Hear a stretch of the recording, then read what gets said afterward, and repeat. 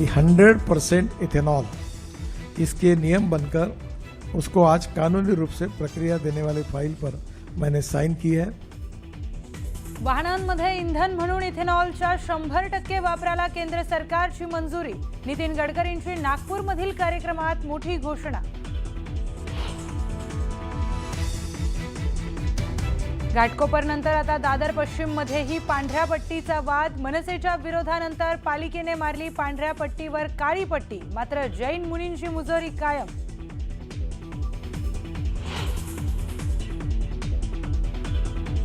अर्थ खातं या क्षणी सांभाळेल इतका सक्षम माणूस मला दिसत नाही महाराष्ट्राच्या राजकारणात। त्याच्यामुळे तो मुख्यमंत्र्यांकडे असून त्यात राज्याचं शांत सगळ्यांचं शांत अर्थ खातं सांभाळेल असा एकही नेता राज्यात नाही। खासदार संजय राऊतांनी राष्ट्रवादी काँग्रेसला खोचक टोला लगावला, तर खाते वाटप संजय राऊत ठरवणार का? भुजबळांचा राऊतांना मिश्किल सवाल।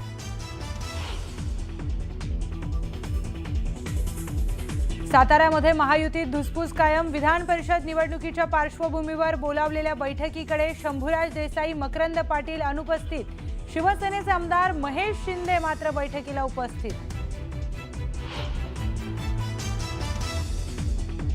सरकारनं उद्या संध्याकाळपर्यंत निर्णय न घेतल्यास सोमवारपासून नामदेव पायरीजवळ आंदोलन। रोहित पवारांचा इशारा। तर शेतकऱ्यांना फसवणाऱ्यांनी पांडुरंगाला फसवण्याच्या भानगडीत पडू नये, हाकेंचा टोला।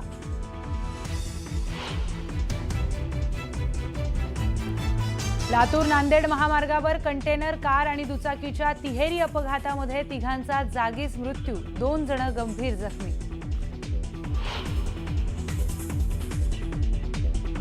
आसामच्या जोहराटमध्ये हवाई दलाचं मालवाहू विमान कोसळलं। वैमानिकासह 5 जवान शहीद। हवाई दलाकडून दुर्घटनेच्या चौकशीचे आदेश। विदर्भात वर्धा, अमरावती, हिंगोलीमध्ये पावसाच्या तुरळक सरी। उकाड्यानं हैराण झालेल्या नागरिकांना काहीसा दिलासा। रायगडमध्ये आईनं स्वतःसह 4 मुलांना पाजलं विष। आईसह 2 मुलांचा मृत्यू, तर 2 मुलांची प्रकृती गंभीर। वाशिममध्ये पत्नीसह 2 मुलांना मारून पतीची आत्महत्या। आणि लिफ्टमध्ये थुंकल्याच्या कारणावरून अल्पवयीन मुलाकडून शेजाऱ्यावर चाकूने हल्ला। पिंपरी चिंचवडच्या मोरेवाडीतील धक्कादायक घटना सीसीटीव्हीत कैद।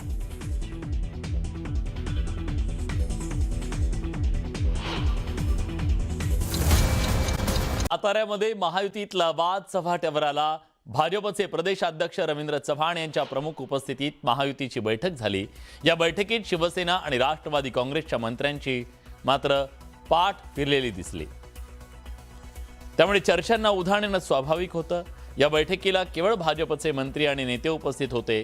यात मकरंद पाटील, शंभूराज देसाईंच्या अनुपस्थितीची चर्चा जोरात आहे। या बैठकीला शिवसेनेचे केवळ कोरेगावचे आमदार महेश शिंदे हेच उपस्थित होते। महायुतीच्या याच्यामध्ये आम्ही सगळेजण एकत्र आहोत। भाजप असेल, राष्ट्रवादी असेल, शिवसेना असेल किंवा अन्य आमचे घटक पक्ष असेल, आमच्यामध्ये कुठेही काहीही समन्वयामध्ये आणि उद्याच्या येणाऱ्या विधान परिषदेच्या मतदानामध्ये कुठलीही अडचण नाही।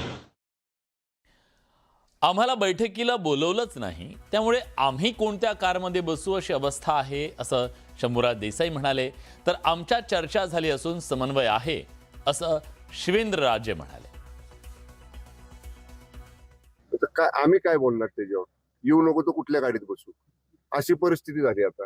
म्हणजे तुम्हीच प्रश्न विचारल्यानंतर तुम्हीच म्हणताय तुम्हाला निमंत्रण नाही, आणि मग तुम्ही काय करणार? तर मग निमंत्रण नाही तर मग कसं कुठल्या गाडीत बसायचं? खेडेगावात म्हण आहे ना बघा, आमचे लोक हसायला लागले गावाकडचे, येऊ नको तर कुठल्या गाडीत बसू, काय करणार आम्ही?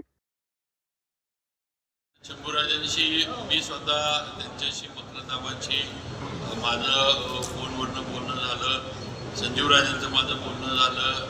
इव्हन आपले ग्रामविकास मंत्री जयकुमार गोरे साहेब पण त्यांच्याशी बोलले। तेव्हा आमच्यात समन्वय आहे। आमच्यामध्ये जी काही आहे ती चर्चा म्हणा किंवा जी काही निवडणुकीसाठी जो समन्वय ठेवला पाहिजे तो आमच्यात आहे।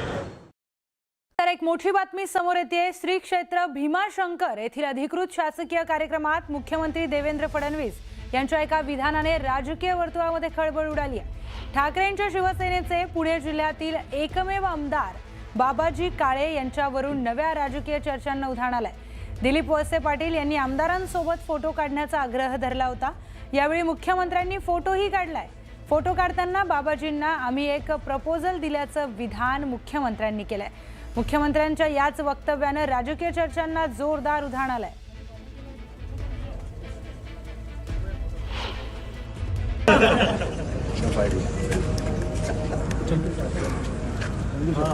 आम्ही बाबाजीला एक प्रपोजल दिलं।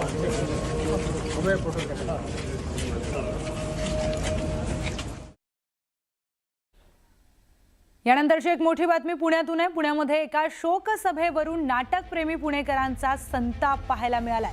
पुण्यातील बालगंधर्व रंगमंदिरामध्ये नाटक पाहण्यासाठी आलेले पुणेकर चांगलेच संतापलेत। या संतापाचं कारण म्हणजे या नाटकप्रेमींना नाटक पाहण्यासाठी तब्बल 2 तास उशीर झालाय।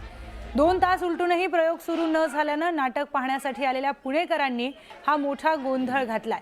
माजी मंत्री आणि काँग्रेसचे ज्येष्ठ नेते अनंतराव थोपटेंच्या निधनानंतर बालगंधर्वमध्ये शोकसभेचं आयोजन करण्यात आलं।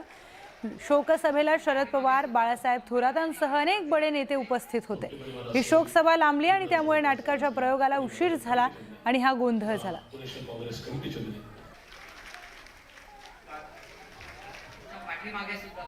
सविस्तर बातमी पाहूयात। 5 महिन्यांपासून बंद असलेलं भीमाशंकर मंदिर 2 दिवसांमध्ये भाविकांसाठी खुलं होणार आहे। यामध्येच भीमाशंकर मंदिर परिसरात मुख्यमंत्री देवेंद्र फडणवीसांनी विकास कामांची पाहणी केली। दरम्यान आता दर्शन बंद ठेवून काम करण्याची वेळ येणार नाही। भीमाशंकरमध्ये अतिशय चांगलं काम होत आहे, त्यामुळे यापुढे भाविकांना दर्शन घेता येणार आहे, असं मुख्यमंत्री देवेंद्र फडणवीस म्हणाले। अतिशय सुव्यवस्थित प्लॅनिंग हे आपण या ठिकाणी केलेलं आहे आणि मला आनंद आहे आज ही सगळे जो भाग आहे हा मी स्वतः बघितला आणि जे काम चाललंय ते बघितलं। मी अतिशय समाधानी आहे। मला विश्वास आहे रेकॉर्ड स्पीडमध्ये पुढच्या वर्षी कुंभ सुरू होण्याच्या आधी यातलं 90% काम आपण पूर्ण केलेलं असेल। या ठिकाणी आपण या पद्धतीने आता कॉरिडॉर तयार करतोय की येणारे मे पर्यंत 25,000 लोक आपण एकत्रित बस स्टँड पासून इथेपर्यंत लोकांना थांबवू शकतो। प्रत्येक ठिकाणी आपण शौचालय पण बांधतोय। शौचालयाची पण व्यवस्था चांगली आतापर्यंत नाही आहे आणि कंप्लीट परिसर आपला उद्देश आहे की पुढच्या वर्षी नाशिकचा महाकुंभ असणार आहे, त्याच्या आधी हा काम झाला पाहिजे। ज्या पद्धतीने आपण हा कमी कालावधीमध्ये म्हणजे 5 महिन्यामध्ये हा जे आपण स्ट्रक्चर पाहतो ते पूर्ण केलं आहे, त्याच स्पीडने आपल्याला गावाचं काम पूर्ण करून घ्यायचे आहे। त्यांनी मला विश्वास आहे की मे पर्यंत पुढच्या वर्षी काम होऊन जातील।